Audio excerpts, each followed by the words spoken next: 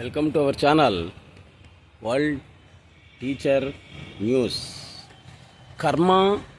కర్మఫలం రెండూ అనుభవించాల్సిందే జీవి. చూడండి, నీ కర్మను మరి ఎవడనుభవించాలి? నీ కర్మ ఫలాన్ని కూడా నీవే అనుభవించాలి. కాబట్టి నీకు ఇష్టం ఉన్నా లేకపోయినా కానీ నీ కర్మఫలాన్ని అనుభవించవలసిందే. పరమేశ్వర అనుగ్రహం ప్రకారమే జీవుడు మాయాబంధ విముక్తిని పొందుతాడు. చూడండి ఏం చెప్తున్నాడు గురువుగారు. ఇష్టం ఉన్నా కానీ లేకున్నా కానీ నీ పుట్టుక యొక్క ప్రయోజనం నెరవేరుతుంది. నిన్ను నీవు తెలుసుకునేంత వరకు, జాగ్రత్తగా వినండి, నిన్ను నీవు తెలుసుకునేంత వరకు దేవాలయాలు, హోమాలు, జపతపాలు అనేటువంటివి అవసరమే. ఇంకా నిన్ను గురించి నీవు తెలుసుకున్న తర్వాత అసలు ఇంక ఇవన్నీ కూడా ఏవీ అవసరం లేనే లేదు. జిల్లెళ్ళమూడు అమ్మవారు, రమణ మహర్షి, రామకృష్ణ పరమహంస, శారదామాత, జగద్గురు ఆదిశంకరాచార్యులు, ఇలాంటి వాళ్ళందరూ కూడా వాళ్ళను గురించి వాళ్ళు తెలుసుకున్నారు. కాబట్టే వాళ్ళకింకా దేవాలయాల సందర్శనలు ఇలాంటివి అవసరం అనేటువంటిది లేనే లేదు. ఎందుకని వాళ్ళే దైవస్వరూపులు అయ్యారు. కాబట్టి వాళ్ళే అవధూతలు, యోగులు. మానవతీత శక్తి అయినటువంటి దైవశక్తుల్ని వాళ్ళు సాధించారు. వారి శక్తిని తెలుసుకొని పీస్ ఆఫ్ మైండ్ పొందడం తప్ప మనం చెయ్యగలిగింది, చేర్చగలిగింది, మార్చగలిగింది అంటూ ఏదీ లేనే లేదు అని అంటారు సద్గురు సుబ్రహ్మణ్యం గారు. అందరినీ నమ్మినట్లు నటించు. చూడండి ఏం చెబుతున్నారు ఇక్కడ. అందరినీ నమ్మినట్లు నటించు. అసలు నిన్ను నీవే నమ్మటానికి లేదు. ఎందుకంటే నీ మైండ్ అనేటువంటిది ఎప్పుడు ఏ విధంగా మారుతుందో చెప్పలేము. భగవంతుని మాత్రమే పూర్తిగా నమ్ము. ఆ పరమేశ్వరుని యొక్క ఆజ్ఞ అనేటువంటిది లేకపోతే నీకు ఏది రానే రాదు. అందుకని నువ్వు ఆయన్ని తప్ప ఎవరిని పూర్తిగా నమ్మొద్దు అంటున్నాడు. ఆయన శరణాగతిని పొందు. జగన్నియామకుడైనటువంటి పరమశివుడే నీకు ఇచ్చినా తీసుకున్నా అన్నీ ఆయనే. నీకు ఏ నష్టం వచ్చినా లాభం వచ్చినా అన్నీ ఆయనే కల్పిస్తూ ఉంటాడనమాట. కాబట్టి ఆయన శరణాగతిని పొందటం తప్ప నీవేమీ చేయగలిగింది లేనే లేదు. దేనికి చెల్లించొద్దు అంటున్నాడు ఈయన. నిన్ను ఎవడైనా కానీ పొగిడినా కానీ స్తుతించినా కానీ చెల్లించవలసినటువంటి అవసరం లేనే లేదు. ఒక్కడి మాటలు అందరికీ మంచిగాను ఉండవు, అని అందరికీ చెడుగాను ఉండవు. మంచి పని అనుకున్నటువంటి దాన్ని చేస్తూ ఉండు. నీ మంచి అనేటువంటిదే నిన్ను రక్షిస్తూ ఉంటుంది అని అంటారు గురువుగారు. కాబట్టి చెప్పుడు మాటలు విని ఎవరిని కూడా చెడగొట్టుకోకుండా నమ్మినట్లు వినినట్లు నటిస్తూ ఉండు అని అంటారు గురువుగారు.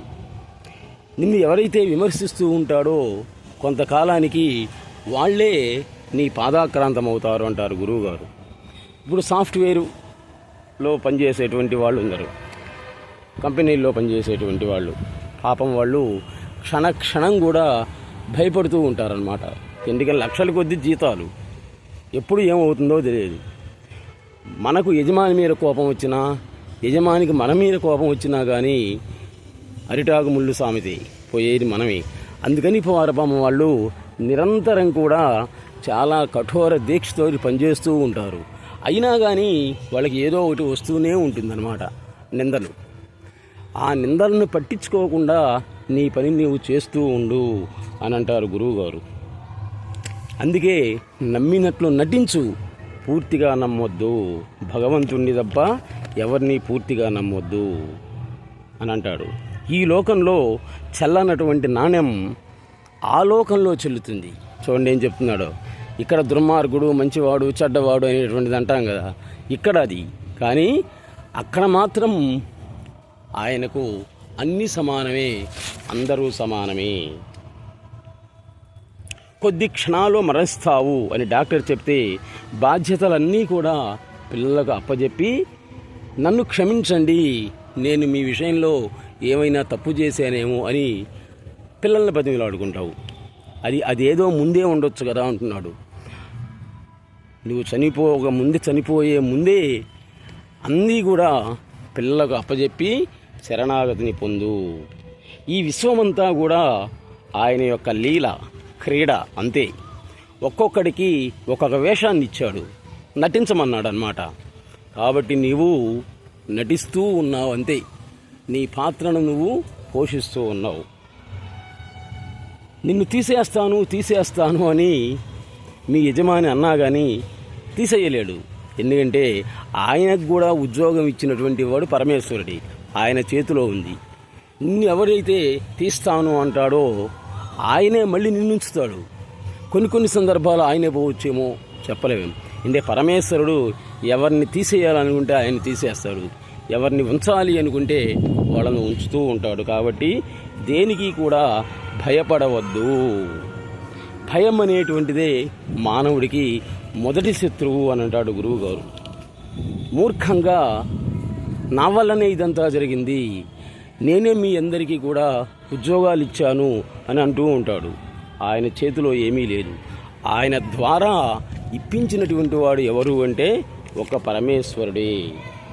తల్లి గర్భంలో ఉండగానే నీ జీవితాన్ని ప్రింట్ చేశాడు ఆయన. జాగ్రత్తగా వినండి, ఇక్కడ గురువుగారు ఏం చెప్తున్నాడు. నీవు నీ తల్లి గర్భంలో ఉండగానే నీ జీవితం మొత్తం కూడా ప్రింట్ చేశాడు. వీడికి ఇన్ని సంవత్సరాలలో ఇన్ని గంటల 5 నిమిషాలకి ఉద్యోగం రావాలి, ఇన్ని గంటల 5 నిమిషాలకి మరణాన్ని పొందాలి, మొత్తం కూడా రాశాడు. కాబట్టి ఆ స్క్రిప్ట్ ప్రకారమే జీవితం అనేటువంటిది నడుస్తూ ఉంటుంది. అందుకే నవజాత శిశువులాగా నీ జీవితాన్ని ప్రారంభించు అని అంటారు. అసలు నాస్తికుడు ఆస్తికుడు అంటాం. నాస్తి అంటే లేదు అనేటువంటిది, ఆస్తి అంటే ఉన్నది అనేటువంటిది. నాస్తికుడిలో కూడా అస్తిత్వ భావం అనేటువంటిది ఉంటుంది, కానీ వాడు అంగీకరించడు. అసలు ఎలా సంపాదించాలో నేర్పింది పాశ్చాత్య విజ్ఞానం. సంపాదించినటువంటి దాన్ని ఎలా త్యాగం చేయాలో నేర్పింది భారతీయ విజ్ఞాన సంపద. అసంభవమైనది కొంతకాలానికి సంభవం కావచ్చు, సంభవమైనటువంటిది కొంతకాలానికి అసంభవం కావచ్చు అని అంటాడు గురువుగారు. ప్రయత్నం మాత్రమే మానవ ధర్మం. అంతా కూడా ఆయన ఇచ్ఛానుసారమే, పరమేశ్వర ఇచ్ఛానుసారమే నడుస్తూ ఉంటుంది. ఏక వస్తువులోనే పుట్టడాలు గిట్టడాలు అంతా కూడా ఆయన లీల. ప్రత్యక్ష గురువాక్యం మాత్రమే పనికొచ్చేటువంటి ప్రెస్క్రిప్షన్ అంటాడు గురువుగారు.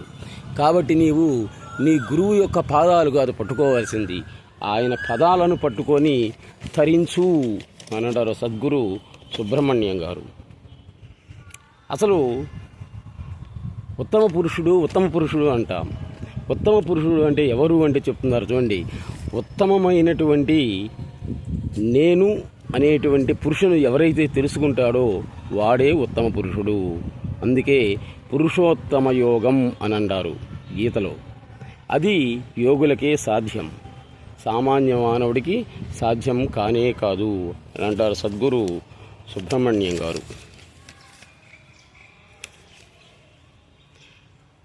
మౌన గురు దక్షిణామూర్తి ఆయనే. మౌనంతో ఈ విశ్వాన్ని మొత్తం కూడా జయించాడు ఆయన. ఆయన చెప్పకుండా చెప్పాడు, మిగిలినటువంటి వాళ్ళందరూ కూడా చెప్పలేకపోయాడు. అసలు భారతీయ సనాతన ధర్మం అని అంటాం కదా, హిందూ సనాతన ధర్మానికి జీవనాడి అనేటువంటిది ఒక్క విశ్వాసం అంతే. అసలు 2000 సంవత్సరాలకు ముందు ఒక హైందవ మతం, హైందవ ధర్మం తప్ప ఇప్పుడు నీవు అనుకునేటువంటి మతాలు కానీ ధర్మాలు కానీ లేనే లేవు. ఇది నిత్య సత్యం. వేదాలు పురాణాలు ఘోషించాయి. హిందూ తత్వం అంటే నీవు పోషించుకుంటూ మిగిలినటువంటి వాటిని పోషించు, అందరిలో సమభావాన్ని చూడు అనేటువంటిదే హైందవ ధర్మం. హైందవ ధర్మం అనేటువంటిదే మిగిలినటువంటి మత ధర్మాలన్నిటికీ కూడా మూలం అనడంలో సందేహమే లేనే లేదు. ఈ శరీరం నాది కాదు అని తెలిసేంత వరకు కూడా నీకు శరీరం అనేటువంటిది అవసరం. ఈ ప్రపంచం నాలోనిదే అని తెలిసేంత వరకు నీకు ఈ జగత్తు అనేటువంటిది అవసరమయ్యింది. అహం బ్రహ్మాస్మి అని తెలిసేంత వరకు దేవుడు, దేవాలయాలు అవసరమే. అసలు నిగ్రహం కోసమే విగ్రహారాధన అంటుంది విశ్వజనని, జగజ్జనని, నిరతాన్న అన్నదానాన్ని చేస్తున్నటువంటి జిల్లెళ్ళమూడి అమ్మవారు. కలియుగం అనేటువంటి ఈ చలనచిత్రానికి కలిపురుషుడే డైరెక్టర్. ఎప్పుడూ నవజాత శిశువులా ఉండు అని అంటాడు సద్గురు సుబ్రహ్మణ్యం గారు. ఇటువంటి ఎన్నో ఆధ్యాత్మికమైనటువంటి వేదాంత తత్వ శాస్త్ర విషయాలని సామాన్య పరిభాషలో వివరిస్తూ ఉన్నారు సద్గురు సుబ్రహ్మణ్యం గారు. శ్రీకాళహస్తిలో ఉన్నటువంటి గురువు గారిని దర్శించి తరించండి. ప్రస్తుతం ఆయన కొన్ని వ్యాధులతో బాధపడుతూ ఉన్నాడు. దూరంగా ఉండి చూసి నమస్కరించడం తప్ప ఆయన్ని దగ్గరికి వెళ్ళి పలకరించవాకండి. అంటే పరిస్థితి ఆ విధంగా ఉందన్నమాట. అయితే మీరు ఒకడొచ్చు, మరి ఆయనకు కూడా ఈ రోగాలు ఏంటి అనొచ్చు. ఆయన మనలాంటి మానవుడే. శ్రీరాముడే చెప్పాడు, అహం మానవ రూపః, నేను మనిషినే, నీలాంటి మానవుణ్ణే, నీకుండేటువంటి కష్టాలు సుఖాలు అన్నీ కూడా నాకు వస్తాయి అని చెప్పాడు. కాబట్టి మానవులకి ఉండేటువంటి శక్తి వేరు, వీళ్ళకి వచ్చేటువంటి జబ్బులు వేరు. ఇవి తప్పదన్నమాట. ఎప్పుడో ప్రింట్ అయ్యి ఉంటుంది. మనం మా తల్లి గర్భంలో ఉన్నప్పుడే ప్రింట్ అయ్యింది ఈ విధంగా ఉండాలి అని. దాని ప్రకారంగానే జరుగుతూ ఉంటుంది. అందరూ గురువుగారు అంటారు ఒక విషయంలో, ఇప్పుడు ఈ ఆకాశాన్నైనా కానీ చూడు, లేకపోతే ఈ భూమినైనా కానీ చూడు అని అంటాడనమాట. ఇంకా దేన్ని కూడా చూడొద్దు. ప్రపంచాన్ని ప్రపంచంగా చూడు, ప్రపంచం నాలోనిది అనేటువంటి భావనలో ఉండు అని అంటారు. ఎన్నో విషయాలని, మనశ్శాంతినిచ్చేటువంటి ఎన్నో విషయాలని సామాన్య పరిభాషలో వివరిస్తూ దేశ విదేశాలలో ఉండేటువంటి వాళ్ళు ఎంతోమంది ఆయన యొక్క ప్రవచనాలు విని ఆత్మ సంతృప్తిని పొందారు, మనశ్శాంతిని పొందుతూ ఉన్నారు. ఒకసారి వెళ్ళి గురువుగారిని దర్శించి తరించండి. అలాగే బాపట్ల దగ్గర ఉన్నటువంటి జిల్లెళ్ళమూడి కూడా వెళ్ళి అక్కడికి వెళ్ళి మీరేం చేయాల్సిన పనిలే, భోజనం చేసిరండి చాలు. మీకు తెలిసి తెలియక చేసినటువంటి పాపాలన్నీ కూడా పటాపంచలవుతాయి. మీరు ₹1 కూడా ఇవ్వాల్సిన పని లేదన్నమాట. ఆమె చెప్పినటువంటి ఎన్నో ఆధ్యాత్మిక విషయాలు, తత్వజ్ఞాన విషయాలన్నీ కూడా పుస్తక రూపంలో ఉన్నాయి. వాటిని కొని తెచ్చుకొని నిత్యపారాయణ గ్రంథాల్లాగా చూసినట్లయితే మీకు ఎటువంటి మానసిక, శారీరక ఇబ్బందులు అనేటువంటివి ఉండవు. Please subscribe our channel world teacher news. నమస్తే.